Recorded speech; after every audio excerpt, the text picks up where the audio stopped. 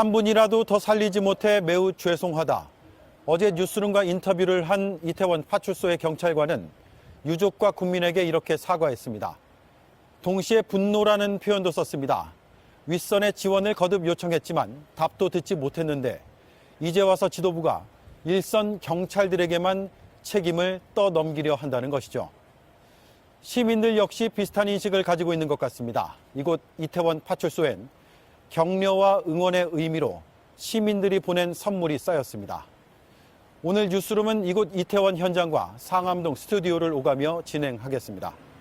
참사 당일 국민의 안전을 책임지는 지휘부가 어디서 뭘 하고 있었는지 속속 드러나고 있습니다. 사실의 조각을 맞춰볼수록 제대로만 대처했더라면 하는 안타까움이 터져나옵니다. 사고 전후 이태원역 내부의 CCTV를 확인해봤습니다. 사고가 일어난 뒤에도 바깥 상황을 모르는 많은 사람들이 1번 출구로 나가고 있었습니다. 경찰 지휘부는 보이지 않았던 바로 그날의 모습입니다. 박지영 기자입니다. 지난달 29일 밤 이태원역 1번 출구로 나가는 길을 비추는 역사 내 CCTV 화면입니다. 사고가 난 골목과는 40m 정도 떨어져 있습니다. 오후 10시 5분 열차에서 내린 사람들이 우르르 1번 출구 쪽으로 빠져나갑니다. 5분 뒤에도 마찬가지입니다. 같은 영상을 반복해 보여주는 것처럼 많은 사람들이 몰려나갑니다. 오후 10시부터 이태원 파출소에는 사고가 난 골목에 사람이 너무 많다는 신고가 접수됐습니다. 오후 10시 11분 경찰에 압사될 것 같다는 신고가 접수됩니다. 이때도 이태원역 1번 출구는 사람들로 꽉 막혀 계단을 오르는 것도 힘겨워 보입니다. 사고가 발생한 오후 10시 15분에도 사고 수습이 한창이던 시각에도 1번 출구로 향하는 인파는 그대로입니다. 경찰과 서울교통공사는 이태원역 무정차 통과를 누가 먼저 몇 시에 요청했는지 여부를 두고 논쟁을 벌인 바 있습니다. 경찰은 통화 내역 등 압수물을 분석하며 누구에게 더 큰 책임이 있는지를 조사 중입니다. 이날 이태원역을 이용한 승객 수는 총 13만 131명입니다. 코로나19 직전인 2018년, 2019년과 비교해도 훨씬 많았습니다. 거리두기 해제 이후 첫 헬로윈, 충분히 예상됐던 인파였던 만큼 경찰이 대비할 시간은 있었던 겁니다. JTBC 박지영입니다. 막을 기회는 여러 번 있었고 현장에 있던 경찰의 수는 턱없이 부족했습니다. 이태원 파출소장은 사고가 나기 약 40분 전부터 용산 경찰서에 여러 번 지원을 요청했습니다. 현장과 파출소 또 파출소 옥상을 왔다 갔다 하며 내린 판단이지만 참사가 일어나기 전까지 아무런 지원도 받지 못했다고 합니다. 유효한 기자입니다. 현장과 가장 가까이 있는 이태원 파출소는 사고 발생 약 1시간 전부터 많은 사람 때문에 사고 위험을 감지하고 움직였습니다. 취재진이 확인한 참사 당일 이태원 파출소장의 근무일지입니다. 밤 9시 5분 파출소 직원 3명에게 혼잡한 상황을 완화하란 지시를 내리고 직접 이태원역 2번 출구로가 확인을 합니다.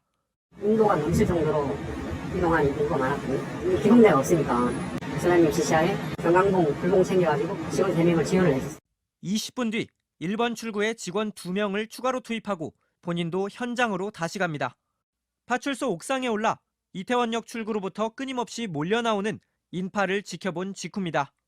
9시 30분대에 용산서 112 상황실장에게 조치사항을 처음 보고했고 9시 51분엔 혼잡을 완화하기 위한 회의도 함께합니다.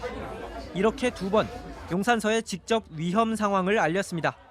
10시 20분 사고 발생 5분 뒤 현장에 도착한 소장은 다시 상황실장에게 최대한의 경찰 인원을 요청했습니다. 이처럼 소장이 사고 전후 용산서에 지원 요청을 한 건 3번. 하지만 용산서장이 서울청장에게 보고한 건 오후 11시 36분. 파출소가 마지막 도움 요청을 하고 1시간 16분이 지나섭니다. 실제 경찰이 현장에 추가 투입된 건 다음날 새벽 0시 20분. 참사 발생 2시간 뒤였습니다. 월드컵 경기장 가득 차면 6만 명이에요. 그 경기장 2개를 지구대 20명에서 관리하는 거나 마찬가지입니다. JTBC 유요한입니다. 자, 그렇다면 경찰 지휘부는 언제, 어디서, 무엇을 하고 있었을까요? 용산 경찰서장은 사안이 심각해 보인다는 첫 보고를 받고도 90분이 지나 현장에 왔습니다. 그마저도 현장이 다 보이지 않는 파출소 옥상에서 지휘를 했습니다. 경찰청장은 충북 청주에서 자고 있다가 보고를 제때 받지 못해 자정을 넘겨 상황을 파악했습니다. 이가람 기자가 보도합니다. 지난달 29일 이임재 전 용산경찰서장이 이태원 상황이 위급하다는 첫 보고를 받은 건 밤 9시 30분쯤입니다. 참사가 발생하기 약 40분 전입니다. 식사를 하던 삼각지역에서 이태원 파출소까지 거리는 1.9km. 걸어가도 약 30분이면 되는 거리인데 이 전 서장이 이태원 파출소에 도착한 시각은 밤 11시 5분이었습니다. 앞서 서울청 상황보고서에는 이 전 서장이 밤 10시 20분쯤 현장에 도착해 곧바로 현장 지휘를 시작했다고 적혀 있었는데 거짓이었던 겁니다. 첫 보고 후 90분이나 늦게 도착한 것도 문제지만 도착한 이후의 행보가 더 이상합니다. 이 전 서장은 파출소 옥상에 올라 사고 현장을 바라보며 지휘를 했습니다. 하지만 저희 취재진이 직접 이태원 파출소 옥상에 올라가 확인해보니 사고가 발생한 골목 안쪽은 아예 보이지 않았습니다. 그날 밤 이 전 서장은 밤 11시 36분이 돼서야 서울청장에게 전화로 상황을 알렸습니다.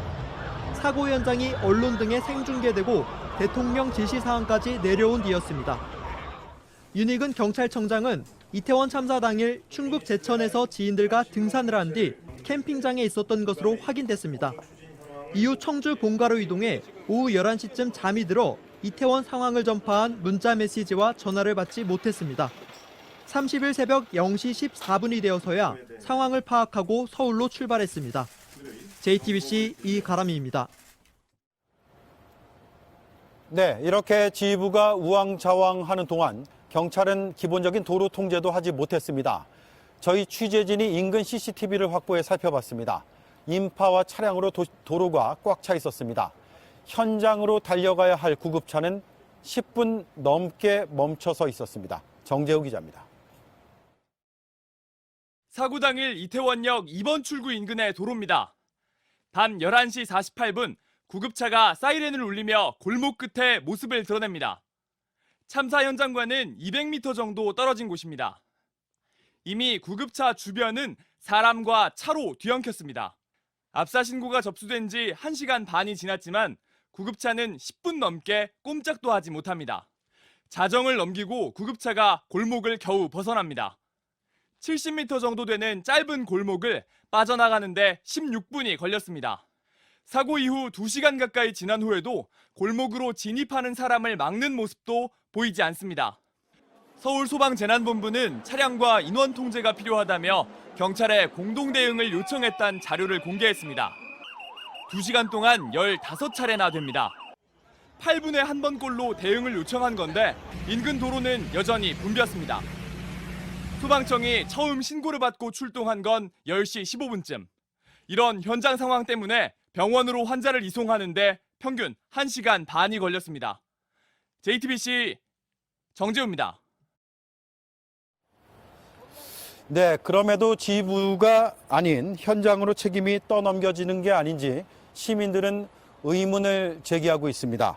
동시에 시민들은 참사 당일 현장에서 고군분투했던 경찰관들에게 응원과 위로를 보내고 있습니다. 감사하다, 최선을 다하셨다 라면서 작은 먹거리를 보냈습니다. 또 꾹꾹 눌러 쓴 손편지까지 전달했습니다.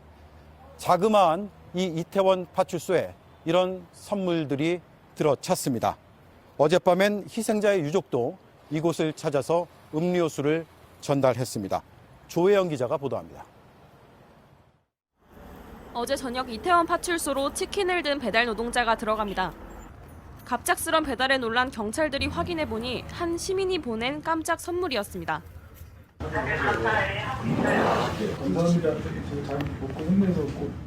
제주에서 온 샌드위치부터 22명의 경찰 모두에게 하나씩 남긴 케이크까지 이렇게 시민들이 하나둘 보낸 선물과 메시지가 작은 파출소를 가득 채웠습니다.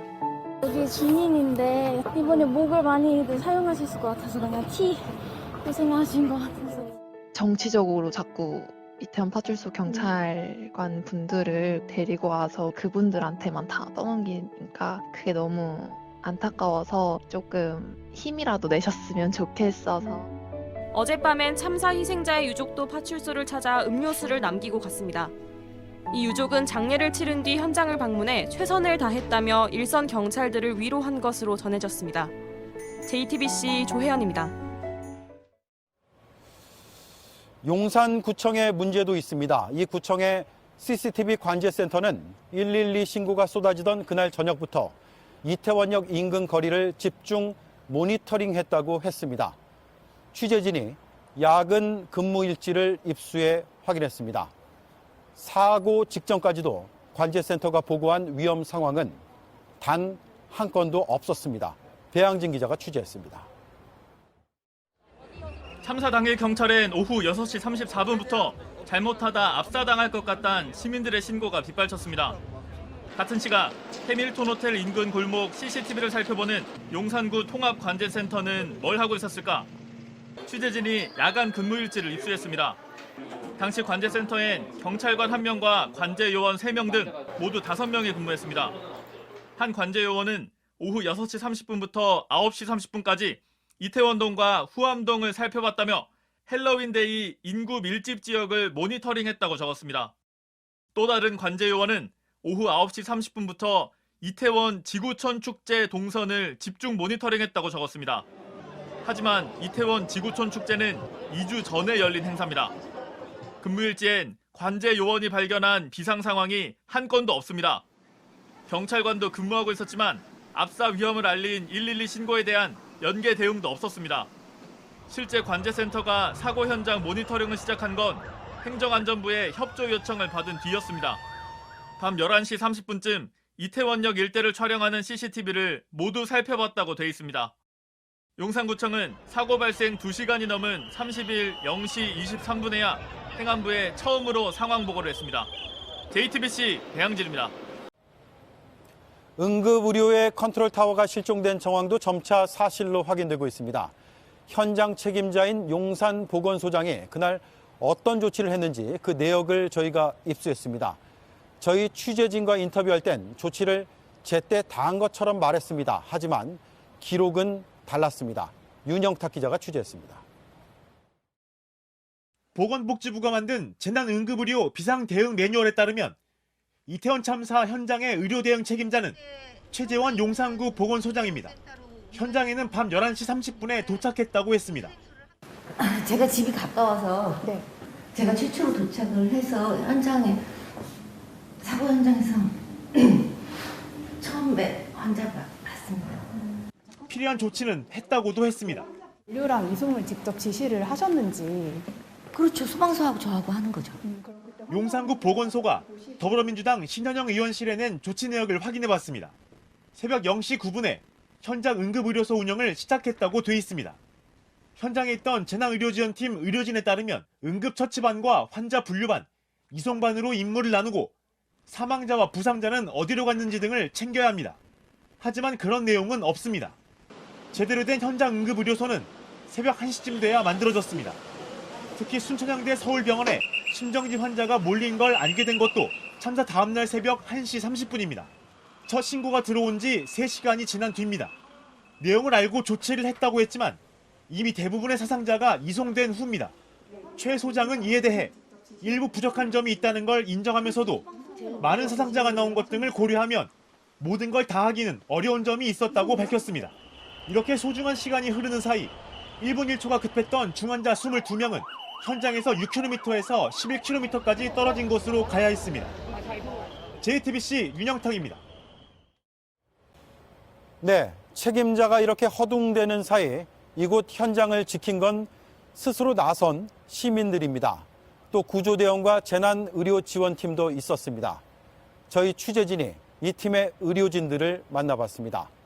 부족한 물품을 겨우 구해가며 일일이 사상자를 찾아 대응할 때 책임자는 도대체 뭘 한 거냐고 물었습니다. 이어서 정인아 기자입니다. 주황색 조끼를 입은 구조대원들 바쁘게 움직입니다. 잠시 뒤 흰옷을 입은 재난의료지원팀 의료진들이 합류합니다. 참사 당일 11시가 조금 지난 때입니다. 재난의료지원팀 의료진들에 따르면 이렇게 이미 구조활동을 시작했지만 현장 의료대응 책임자인 보건소장에게선 아무런 지시가 없었습니다. 영찰을 차지 않으셔서 아무도 그분이 용산구 보건소장이라는 것을 알 수가 없는 상태였습니다. 그렇지만 현장 분류반, 이송반, 처치반으로 나눠주지는 않으셨던 것 같습니다. 희생자를 눕힐 곳도 부상당한 사람을 모아 치료하고 분류할 매트도 준비되지 않았습니다. 사상자 치료와 분류, 이송을 체계적으로 관리하는 제대로 된 현장 응급의료소가 꾸려진 건 새벽 1시가 다 돼서입니다. 매뉴얼에 따르면 현장에 도착하자마자 지휘소를 만들고 통제를 해야 합니다. 하지만 그렇지 못했고 의료진은 사상자를 직접 찾아 나설 수밖에 없었습니다. 우리가 그렇게 환자를 찾아다니면 안 되거든요, 사실. 예. 그러니까 우리는 한 곳에 모여 있어서 또 다른 하나의 우리만의 병원을 만들었어야 돼요. 각종 의료 물품이 있는 재난트럭 출동 요청도 늦었습니다. 저희 가방에 스플린트가 5개 정도 있었는데요. 그냥 금방 돈이 났어요. 하고 붕대도 다 썼고. 보건소에서 온 사람한테는 우리가 혹시나 부족한 물품을 우리가 얘기하면 그 사람들을 빨리 행정적으로 해가지고 구해와야 되거든요. 그런데 그 긴급통제단 쪽으로 해서 준비된 게 아무것도 없었어요. 의료진들은 의료팀이 중앙재난안전상황실 신고 접수와 동시에 자동으로 출동할 수 있는 시스템 등이 필요하다고 입을 모았습니다. JTBC 정인아입니다. 네, 윤석열 대통령의 공개석상에서의 사과는 참사 엿새 만에 나왔습니다. 대통령으로서 비통하고 죄송한 마음이라고 했습니다. 이 사과를 한 곳, 불교계가 주최한 위령 법회였습니다. 전 국민을 대상으로 하는 대국민 사과는 아직도 검토 중이라는 게 대통령실의 설명입니다. 김태영 기자입니다. 윤석열 대통령이 이태원 참사 엿새 만에 죄송하다고 말했습니다. 참사 이후 공식 석상에서 나온 첫 사과 발언입니다. 서울 조계사에서 열린 희생자들을 추모하는 위령 법회에서입니다. 국민의 생명과 안전을 책임져야 하는 대통령으로서 너무나 비통하고 죄송한 마음입니다. 윤 대통령은 닷새 연속 분향소를 찾았지만 사과하란 야당 요구엔 응하지 않았습니다. 앞서 참사 발생 다음 날 대국민 담화를 하면서도 사과가 아닌 위로 메시지만 담았습니다. 국민의 생명과 안전을 책임지는 대통령으로서 마음이 무겁고 슬픔을 가누기 어렵습니다. 오늘 공개적으로 죄송한 마음이란 표현을 썼지만 야권에선 충분하지 않다는 지적이 나옵니다. 참사 발생 엿새 만에 나온 뒤늦은 사과인데다 전 국민을 대상으로 사과하는 형식을 취하지 않았기 때문입니다.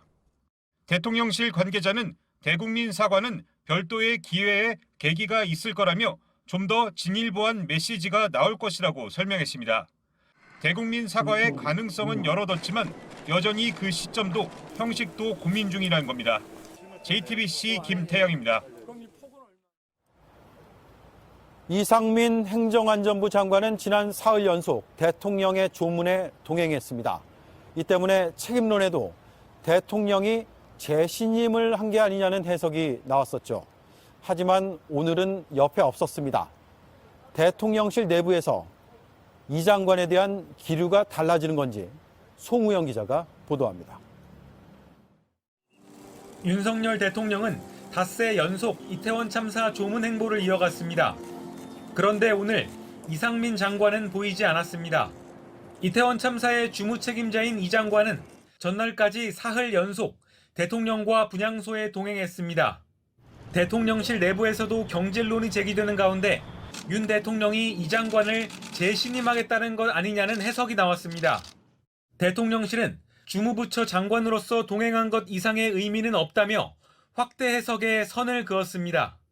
대통령실에 이런 반응이 나온 바로 다음 날 이 장관이 대통령 조문 행렬에서 빠진 겁니다. 재신임설이 강하게 돌자 내부적으로 선을 그은 것 아니냐는 해석이 나옵니다. 대통령실 관계자는 이 장관 사퇴의 필요성에 대한 목소리가 여러 경로로 대통령에게 전달되고 있다며 대통령실 내부 분위기를 전했습니다. 실제 여야 가릴 것 없이 사퇴 불가피론이 번지면서 대통령실 내부에선 고민이 깊어지고 있습니다. 특히 이 장관이 윤 대통령으로부터 전화 지시를 받기 직전에야 사태를 인지한 사실이 드러나자 책임론은 더 커지는 분위기입니다. 이상민 행안부 장관은 대통령에게 어떻게 보고가 됐는지 그 절차도 모르고 있음이 새로 드러났습니다. 장관이 먼저 보고를 하기는커녕 대통령이 장관에게 먼저 전화해 지시했다는 사실도 너무 충격적입니다. 이 때문에 국가 애도 기간이 끝나는 주말 이후 이 장관이 사의를 표명할 거란 관측이 나옵니다. JTBC 송우영입니다. 안전의 책임자인 행정안전부 장관은 정작 경찰의 보고도 못 받고 대통령이 오히려 먼저 전화해서 지시를 내렸습니다. 도대체 지휘 체계가 어떻게 되는 거냐, 이런 시민들의 질타가 이어졌습니다. 그런데 지휘 관리의 책임과 체계가 어떻게 돼 있는지 지난 6월에, 그러니까 5달 전쯤에 명확하게 알려준 사람이 있었습니다. 다름 아닌 이상민 장관입니다. 경찰국 설치를 강요하며 또렷하게 했던 발언을 들어보겠습니다. 윤정민 기자입니다. 정부가 일선 경찰의 반발을 뚫고 경찰국 설치를 강행하던 지난 6월, 이상민 장관은 경찰 통제 강화 계획을 발표합니다. 윤석열 정부의 원칙은 헌법과 법률에 합치되게 내각을 운영하는 것이라며 잘못된 관행을 바꾸겠다고 했습니다.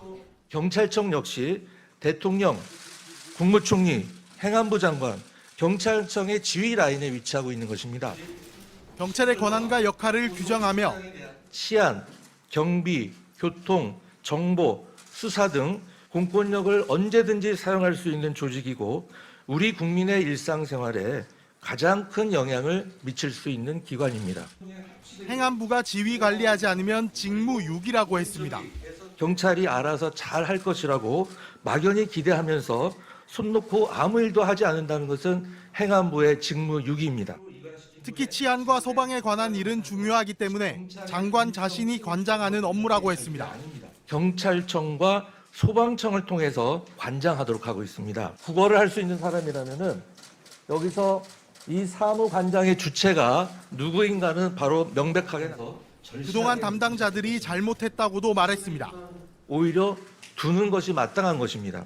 그동안 담당자들이 직무를 게을리한 것입니다.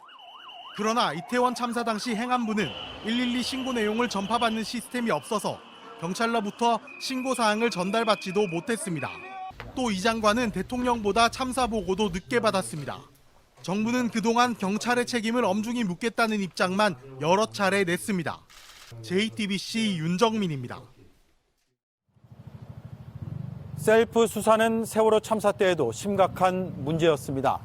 문제가 있는 곳이 그 문제를 수사하고 수사의 범위까지 정하는 그야말로 어불성설이기 때문입니다. 그때의 교훈은 지난 9월 공개된 사회적 참사 특조위 보고서에 고스란히 담겨져 있습니다. 하지만 지금의 상황을 보면 그 교훈을 벌써 잊었나 봅니다. 신진 기자입니다. 사회적 참사 조사위원회 사참위는 세월호와 가습기 살균제 참사 같은 대형 참사를 막자는 취지로 꾸려졌습니다. 3년 6개월 활동을 마친 뒤 80개의 제도 개선안을 발표했습니다. 그중엔 독립적이고 상설로 운영되는 조사기구를 만들라는 내용도 있습니다. 중립적이고 전문적으로 조사할 수 있는 기관이 상설적으로 있다면 곧바로 개입을 해가지고 참사의 원인을 밝히고 또 재발 방지에 대해서 권고도 하고. 권고안에는 재난안전법 시행령에 심리적 응급처치 내용을 포함시키는 등 이태원 참사에도 적용할 수 있는 내용이 구체적으로 담겨 있습니다. 특히 개선안 80건 중 19건은 행정안전부에 대한 권고 사항입니다. 하지만 이상민 장관은 최근까지도 사참위 보고서에 대해 잘 모른다는 취지로 말했습니다. 사참위 결과 보고서 보셨나요? 어떤 9월 2일 종합보고서 나왔습니다. 사참위. 합참이요? 사참위요. 사회적 참사 특별조사위원회. 네. 보셨나요? 보고서? 자세히는 못 본 것 같습니다. 네. 관련법에 따르면 국가기관은 사참위 권고 사항을 따라야 합니다. 그렇지 않을 경우 국회는 담당자의 징계를 요구할 수 있습니다. JTBC 신진입니다. 네, 이태원 현장에서 뉴스룸을 전해드리고 있습니다. 희생자 대부분은 발인을 끝으로 우리 곁을 떠나갔습니다. 하지만 아직 장례도 치르지 못한 희생자도 있습니다. 올해 봄 박사 과정을 공부하러 한국에 온 이란인 유학생은 사고 일주일 만인 내일에야 가족이 있는 고향으로 돌아갑니다. 권민재 기자입니다. 주인이 사라진 책상은 추모 공간이 됐습니다. 함께한 기억을 보물처럼 간직하겠다는 학생과 동료들의 쪽지와 꽃, 캠퍼스 곳곳에서 찍은 사진으로 채웠습니다. 서툴지만 또박또박 연필로 눌러 쓴 한글 학습지도 보입니다. 30살인 이란인 A씨는 의료공학 박사과정을 밟기 위해 지난 봄 처음 한국을 찾았습니다. 연구실에서 함께 일한 동료들은 나중에 온 다른 유학생도 멀리 있는 가족도 살뜰히 챙긴 그의 따뜻한 마음을 기억합니다. I don't know anything about the staying everything in Korea. She only arranged everything. She becomes like a sister to me. She wanted to buy a laptop. She asked my advice about what kind of laptop is good for. She was planning to do this. 단풍을 볼 수 있는 연구실 앞 벤치를 좋아했습니다. Whenever we have any hard times or any hard feelings, we always sit here. She is staying here, and he is speaking with me. But I really will miss her. I will do. We had plans. We had a plan to do some research together. We planned to publish a paper together. 사고 다음 날 새벽 경찰에서 걸려온 전화에 지도교수와 동료들이 바로 서울에 왔지만 신원 확인 말곤 할 수 있는 게 없었습니다. 한국에서 결정할 수 있는 일이 많이 제약적이더라고요. 주로 대사관을 통해서 가족들한테 연락하는 방법뿐이라. 나흘 동안 병원 영안실에 있던 A씨는 내일 가족들이 있는 이란으로 향합니다. JTBC 권민재입니다. 머나먼 타양에서 참사를 당한 것도 너무나 안타까운데 언제 고향으로 돌아갈지 기약도 없는 외국인 희생자들이 있습니다. 26명 가운데 아직 14명이 고향으로 돌아가지 못했습니다. 정부가 장례 비용을 지원하기로 했지만 유족들이 절차를 잘 모르는 경우도 있습니다. 이승환 기자입니다. 탑승 계단이 올라가고 배는 천천히 떠납니다. 이 배에 러시아 국적 박율리아나 시신이 실렸습니다. 이태원 참사 희생자입니다. 고국으로 가는 과정은 쉽지 않았습니다. 정부가 외국인 희생자에게 장례비 1,500만 원을 지원하지만 절차를 마냥 기다릴 수가 없었습니다. 급히 들어온 유족이 주변에 돈을 빌렸고 일단 운구를 시작했습니다. 그날 당일날 저녁에는 수원까지 내려가셨고 지인들한테 돈을 빌렸던 거라. 지금까지 고국으로 돌아간 희생자 시신은 26구 가운데 10구입니다. 외국에 있는 유족이 지원 절차를 제대로 알지 못하는 경우도 있고 일부 운구업체가 평소 비용보다 비싼 값을 요구하기도 했습니다. 하지만 이런 와중에도 희생자를 제때 온전히 보내려는 도움의 손길들이 있었습니다. 비용을 제가 먼저 부담하고 돈이 없으시니까 나중에 이제 받는 부분들로 된 거죠. 아직 14구 시신이 남아 있습니다.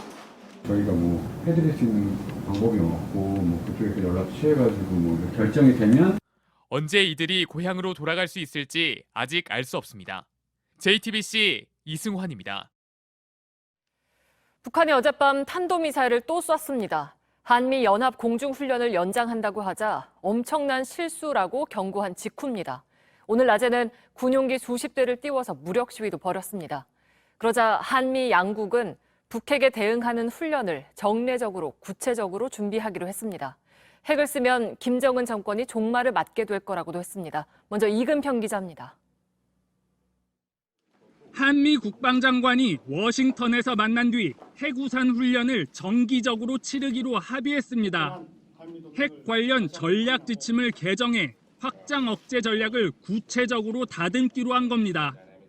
북한이 핵실험을 하거나 위협하는 경우 실제 사용 단계까지 시나리오를 준비해 맞춤형 대응책을 마련할 예정입니다. 그러나 지난 5년 동안은 2번밖에 하지 않았습니다. 그렇게 본다면 상당히 큰 진전이다 이렇게 보시면 될 것 같고. 북한이 핵을 사용할 생각조차 하지 말라는 경고도 내놨습니다. 만약 북한이 핵을 사용한다면 동맹의 압도적이고 결정적인 대응에 의해 김정은 정권은 종말을 맞게 될 것임을 확인하였습니다. 이는 북한에 대한 강력한 경고입니다. 양국은 또 미 전략 자산의 한반도 전개 횟수 등을 늘리기로 합의했습니다. Our extended deterrence commitment is firm. It includes a full range of our nuclear, conventional, and missile defense capabilities. 실제 한미 국방장관은 회담이 끝난 뒤 전략 폭격기 B-1B와 전술핵 탑재가 가능한 B-52 장거리 폭격기 등을 공개했습니다. 이종섭 장관은 전략 자산의 상시 배치는 현실적으로 쉽지 않다면서도 사실상 상시 배치에 준하는 효과를 낼 수 있다고 설명했습니다. JTBC 이근평입니다. 북한이 도발의 명분으로 삼고 있는 한미 연합 공중훈련은 오늘 끝날 예정이었습니다. 이걸 연장하겠다는 발표는 어제 나왔지만 하루만 더 한다는 건 뒤늦게 공개됐습니다. 미국이 고심 끝에 이례적으로 요청을 받아들였다는 분석입니다. 김지아 기자입니다. 북한이 도발 명분으로 내세운 건 한미연합훈련 비질런트 스톰입니다. 오늘로 훈련이 끝나는 일정이었지만 한미는 하루 연장하기로 했습니다. I've consulted with Minister Lee, and we've decided to extend Vigilant Storm, which is our long-scheduled combined training exercise, to further bolster our readiness and interoperability. 철저한 계획 아래 실시되는 한미연합훈련이 즉흥적으로 연장되는 건 상당히 이례적인 일입니다. 실제 우리 군은 지난 3일 훈련이 연장된다고 밝히면서도 언제까지 이어질진 밝히지 않았습니다.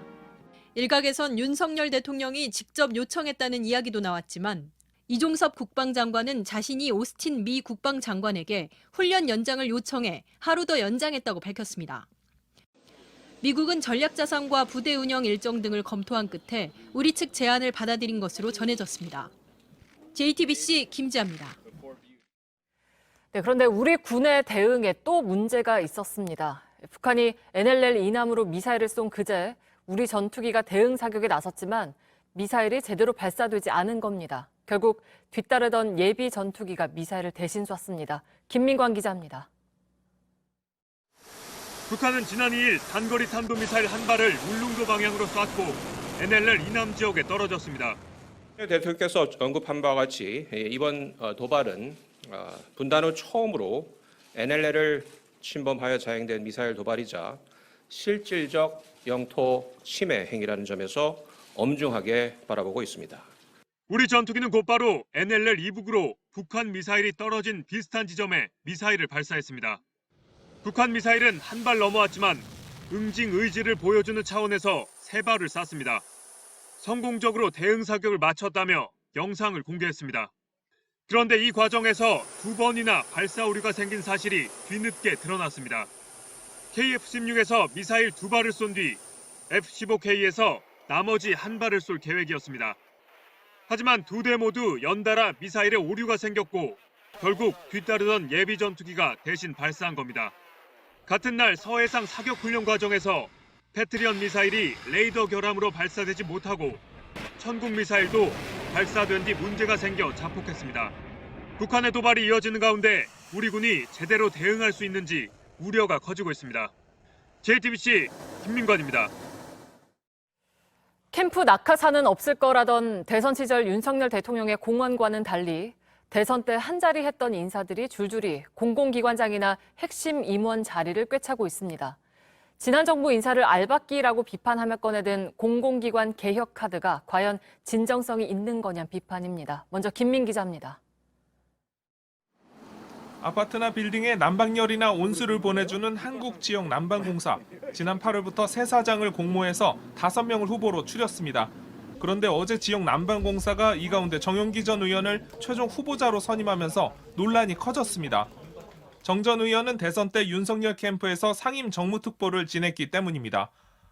반면 에너지 분야 경력은 부족합니다.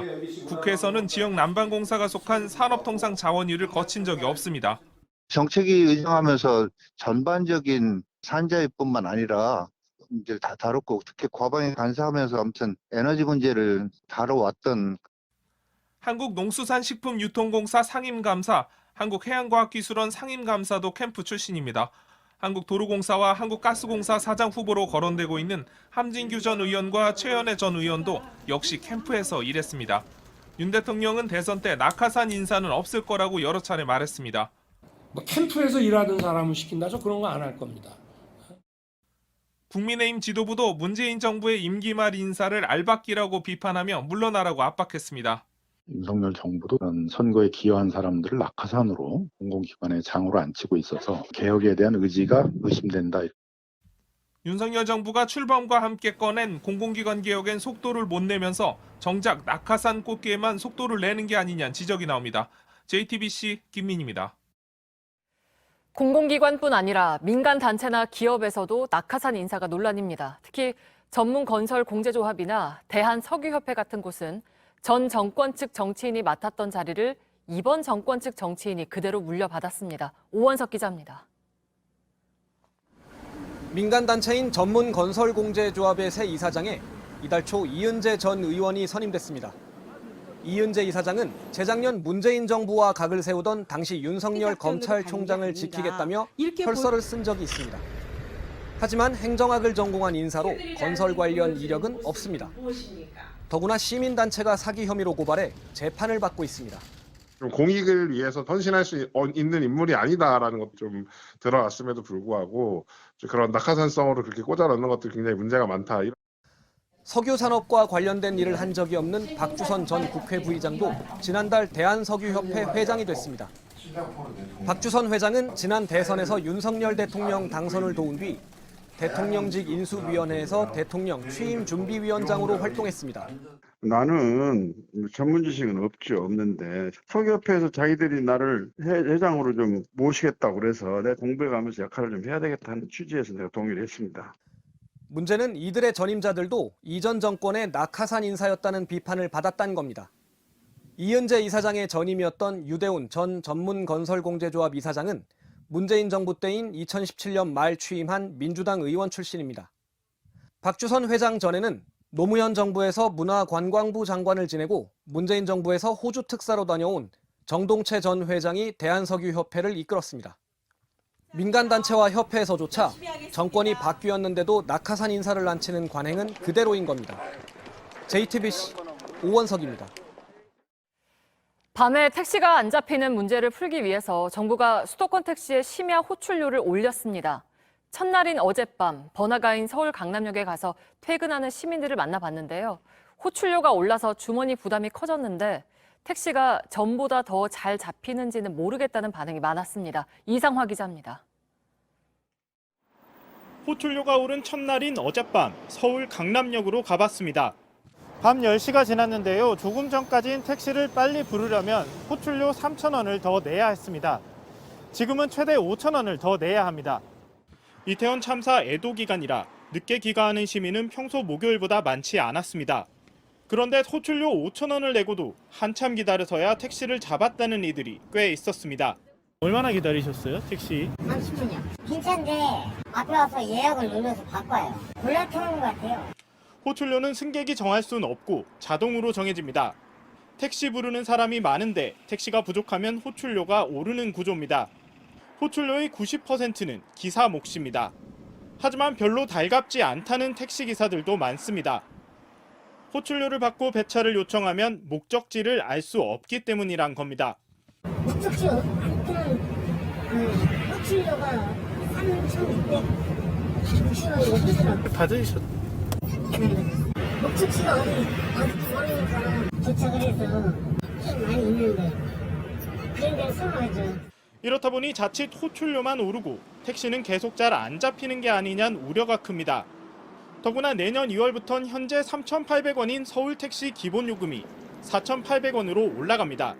뉴스는 들었는데 너무 갑작스러워서 조금 상승폭을 조금 낮췄으면 어떨까 싶긴 한데 너무 가혹한 게 아닌가. 택시기사 사이에서도 이렇게 호출료에 택시비까지 한꺼번에 오르면 오히려 승객이 줄어들 수 있다는 걱정이 나옵니다. JTBC 이상화입니다. 먹거리 물가, 자고 나면 뭐가 또 올랐나 걱정인데 이번엔 우유값이 크게 뛰었습니다. 1리터짜리 우유 한 팩은 500원이 올라서 내년부턴 3,000원이 넘는데요. 치즈부터 빵, 커피까지 우유가 들어가는 식품값도 줄줄이 오를 수 있습니다. 김도훈 기자입니다. 박영석 씨는 35년째 동네 빵집을 운영하고 있습니다. 빵 1kg 반죽을 치면은 밀가루 1kg에 우유가 430, 우유버터가 150, 그게 분유가 20g. 우유 덩어리라고 보시면 돼요. 우유값이 오른다는 소식에 걱정이 앞서는 이유입니다. 대부분의 빵에는 우유를 포함한 유제품이 많이 들어갑니다. 그중에서도 이런 치즈케이크 같은 경우는 우유와 버터, 치즈, 분유 같은 유제품이 전체 성분의 70%를 차지합니다. 그렇다고 손님이 줄까 봐 빵값을 올리기 어렵다고 호소합니다. 우유가 뭐 10%, 15% 오른다고 생각했을 때는 소상공이라든지 제과점에서는 더 이상은 버티기 힘들지 않을까 싶어요. 동네 카페들도 라떼, 카푸치노처럼 우유가 들어간 음료를 많이 팔아 부담입니다. 내년부터 원유 기본 가격은 947원에서 996원으로 리터당 49원씩 오릅니다. 2013년 원유 가격 연동제 시행 이후 가장 큰 인상폭입니다. 통상 원유값 인상분의 10배가 소비자 가격에 반영되는 점을 고려할 때 1리터 우유 한 팩은 지금보다 500원 올라 3,000원대가 될 걸로 보입니다. 우유 들어간 음식이 굉장히 많기 때문에 기본적인 재료 자체가 오른다니까 좀 걱정이 많이 되네요.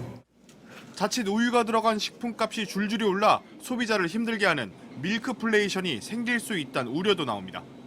JTBC 김도훈입니다.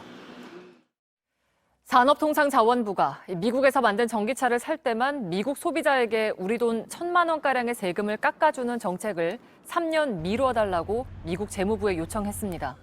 미국에 투자하기로 한 기업에 한해서 이 조치를 미루어 달라는 것으로 2025년이면 미국의 현대자동차의 전기차 공장이 들어서는 걸 감안한 걸로 보입니다. 대장동 비리 의혹과 관련해서 JTBC가 새롭게 취재한 내용입니다. 민주당 이재명 대표의 측근인 정진상 정무조정실장이 대장동 사업자들로부터 1억 원대 뇌물을 받은 혐의를 검찰에 포착한 것으로 취재됐습니다. 돈 전달자라는 유동규 전 성남도시개발공사 본부장이 정 실장은 이 대표의 측근이라 관리가 필요했다는 취지로 검찰에 진술한 것으로 파악됐습니다. 박병현 기자입니다. 검찰은 민주당 정진상 정무조정실장이 2014년 5천만 원에 이어 2020년에도 4천만 원가량을 받은 것으로 보고 있습니다. 2020년에 명절비 명목으로 2차례에 걸쳐 1,000만 원을 받고 이와 별도로 3천만 원을 더 받은 단서를 잡은 겁니다. 검찰은 이런 뭉칫돈들을 포함해 정 실장이 대장동 사업자들로부터 모두 1억여 원을 받은 것으로 판단하고 있습니다. 남욱 변호사 등이 돈을 준비해서 유동규 전 성남도시개발공사 본부장이 전달한 것으로 의심하고 있습니다. 유 전 본부장은 최근 검찰 조사에서 돈을 전달한 내용과 함께 정 실장은 이재명 대표의 측근이어서 관리가 필요했다는 취지의 진술을 한 것으로 취재됐습니다. 남 변호사 역시 검찰에 돈을 건넨 사실을 인정한 것으로 알려졌습니다. 검찰은 공무원 신분이던 정 실장이 사업 편의를 놓고 돈을 받은 것으로 보고 뇌물 혐의를 적용할 방침입니다. 민주당 이재명 대표의 최측근으로 꼽히는 정 실장은 이 대표가 성남시장 시절인 2014년에 성남시 정책실장을, 이 대표가 경기지사이던 2020년엔 정책보좌관을 맡았습니다. 검찰은 이르면 다음 주 정 실장을 상대로 뇌물 혐의에 대한 조사를 벌일 것으로 보입니다. JTBC는 정 실장의 입장을 들으려 했지만 연락이 닿지 않았습니다. JTBC 박병현입니다. 오늘 대장동 재판에서도 대장동 사업자들은 민주당 이재명 대표를 겨냥했습니다. 성남시장이던 이 대표가 대장동을 타운하우스 방식으로 개발하겠다고 발표한 다음 날 측근들을 통해서 안 된다는 의견이 이 대표에게 전달됐다는 겁니다. 민간 사업자들은 분양 수익이 많이 남는 고층 아파트를 원했고 결과적으로 대장동은 아파트 단지로 개발됐습니다. 정종문 기자입니다. 2013년 7월 1일 성남시장이던 민주당 이재명 대표는 대장동을 어떤 방식으로 개발할지 발표했습니다. 아파트 중심에서 벗어나 고급 타운하우스, 한국판 베버리 힐스를 만들겠다고 했습니다. 고층 아파트를 지어 많은 분양 수익을 노리던 민간 사업자들이 반대하는 방식입니다. 오늘 대장동 재판에서는 발표 바로 다음 날 유동규 전 성남도시개발공사 본부장이 이 대표에게 반대 의견을 전달했다는 증언이 나왔습니다. 이 증언은 대장동 사업자인 남욱 변호사 측이 정영학 회계사가 검찰에 낸 메모를 공개하는 과정에서 나왔습니다. 메모에는 화살표가 유 전 본부장에서 출발해 캠프를 거쳐 리까지 올라가고 캠프 아래에는 정진상 당시 정책실장과 김용 성남시 의원의 이름이 적혀 있습니다. 정 회계사는 리는 이재명 시장을 의미한다고 말했습니다. 그러면서 유 전 본부장이 정 실장, 김용 의원과 상의해 저층 연립주택 건설은 안 된다는 내용을 이재명 시장에게 보고했다는 것이라고 설명했습니다. 이 대표가 이런 입장을 반영했는지 아직 확인되지 않았지만 대장동은 아파트 단지로 개발됐고 민간 사업자들은 분양 수익으로 큰 돈을 벌었습니다. JTBC 정종문입니다.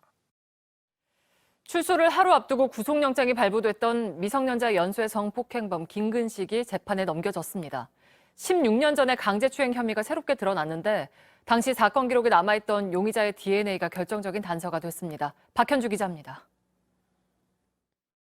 미성년자 11명을 성폭행한 혐의로 15년을 감옥에서 보낸 연쇄 성폭행범 김근식. 16년 전 저지른 성범죄가 드러나 다시 재판을 받게 됐습니다. 2006년 9월 경기도의 한 초등학교 근처에서 아동을 흉기로 위협해 강제추행한 혐의가 새롭게 확인된 겁니다. 검찰은 김 씨의 수법과 비슷한 당시 미제 사건을 하나하나 다시 조사하다 해당 사건이 김 씨의 범행인 걸 파악했습니다.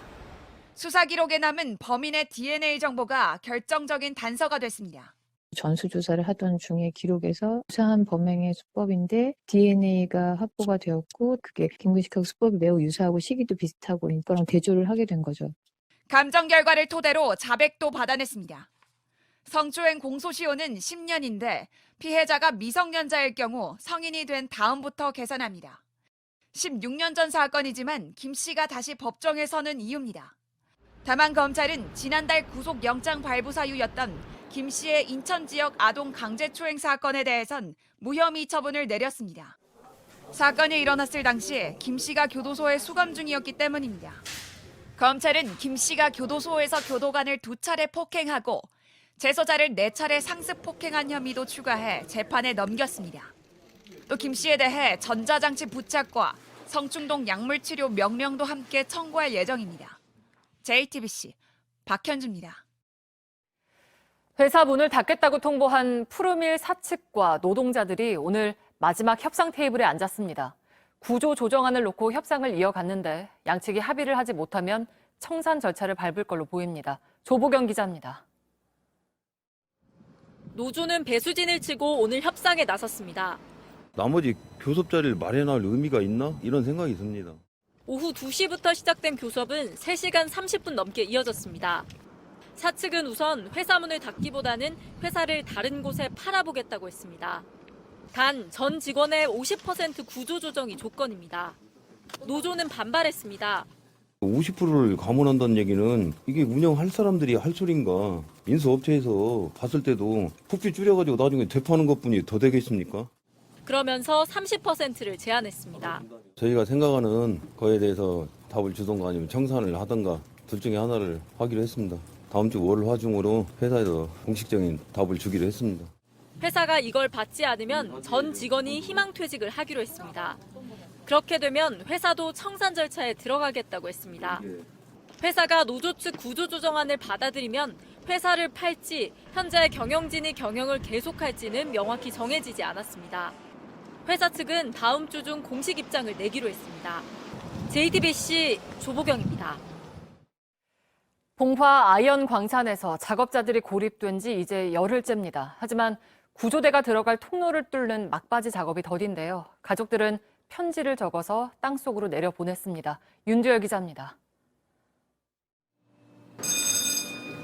땅속으로 가는 갱도 바로 옆 작은 컨테이너에서 지낸 지 벌써 열흘째입니다.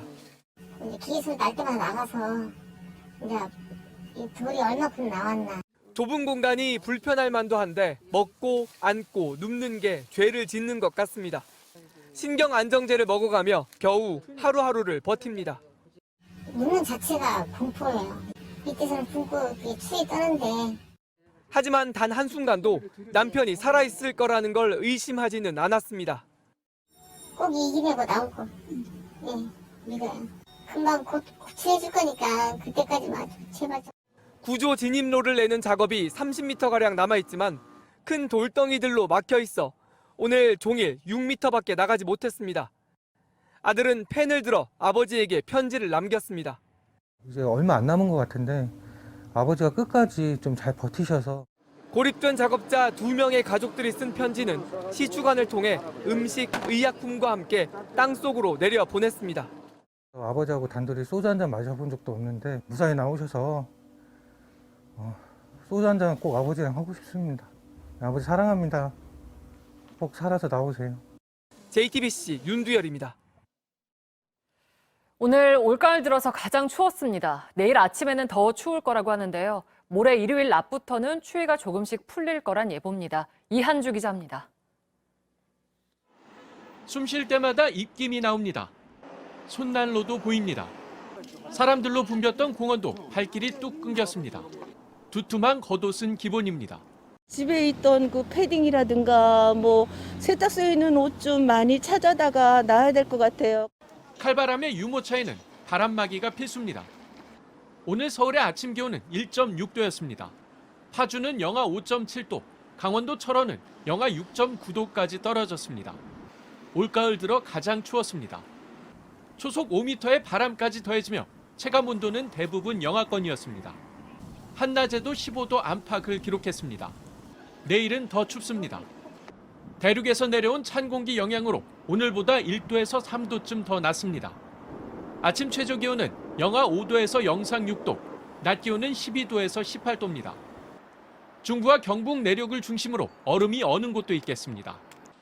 이번 추위는 일요일 낮부터 풀립니다. 절기상 입동인 다음 주 월요일에는 수도권과 강원 영서에서 비가 내립니다. JTBC 이한주입니다. 지난주에 가을 정취는 사라지고 초겨울의 칼바람이 옷깃을 파고들고 있습니다. 이태원 참사를 함께 추모하고 동시에 잘잘못은 정확히 따져야 한다는 시민들의 열의는 여전히 뜨겁습니다. 이런 시민들의 생각이 정답인 것 같습니다. 그래야 두 번 다시 이런 비극을 우린 겪지 않을 것이기 때문입니다. 뉴스룸 여기까지입니다. 고맙습니다.